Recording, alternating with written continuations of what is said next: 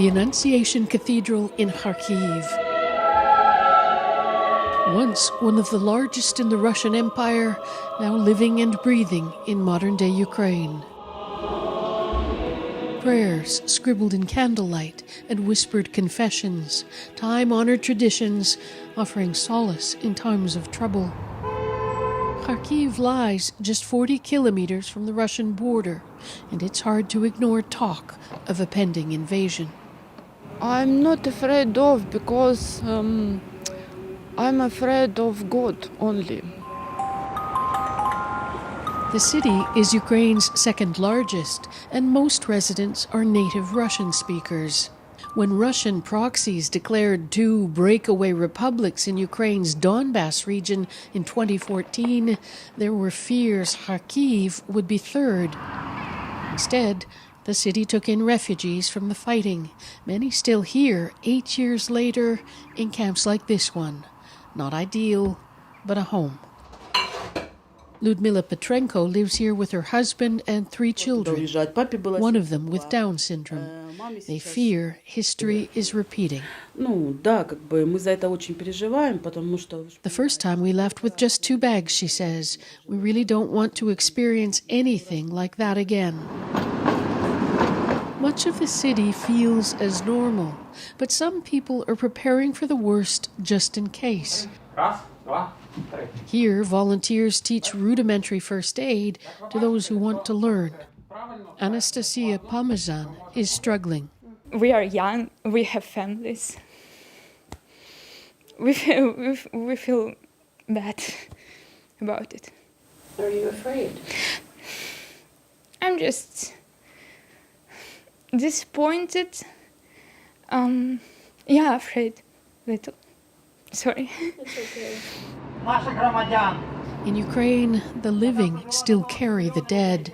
And over the weekend here, there were memorials for those killed in 2014 when police opened fire on demonstrators in Kiev protesting the pro-Russian president who eventually fled.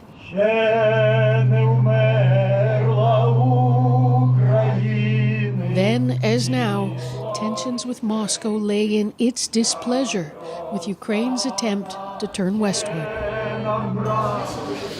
An underground workshop housing a co-op that encourages creative startups, members gathering together to bat away nerves. Remaining calm, they say, is one way to fight back. Katerina Paraverseva is another Donbas refugee, the child of a Russian father and Ukrainian mother.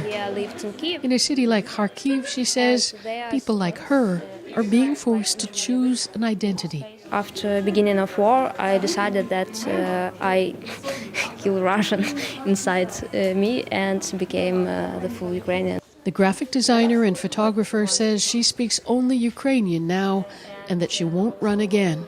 Because I lose one city and I'm not ready to lose another. In the deep foundations of any city, there will always be cracks, perhaps here more than others. But there is also unity and strength that comes with it. Now, Margaret got back to Kiev a few hours ago. Can we pick up on one of the things you raised in your story, Margaret, this idea of having to choose an identity? Well, that's right, Andrew. I mean, a lot of people in Kharkiv have relatives on both sides of the border. In Russia, some in those breakaway republics, and of course in Ukraine. And they feel conflicted. There's a lot of tension even between families.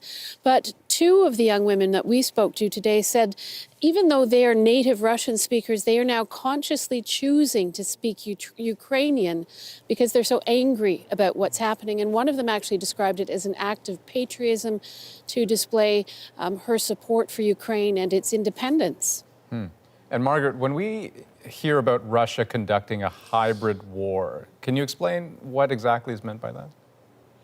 Yeah, people in Kharkiv are really worried about that because there are so many people who read Russian newspapers. They're interacting on social media in Russian.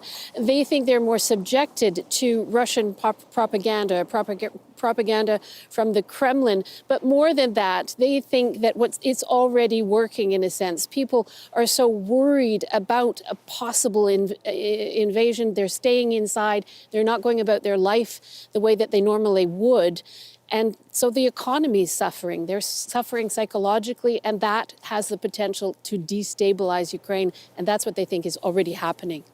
You will continue to be our eyes and ears. Margaret Evans in Kiev tonight. Thank you.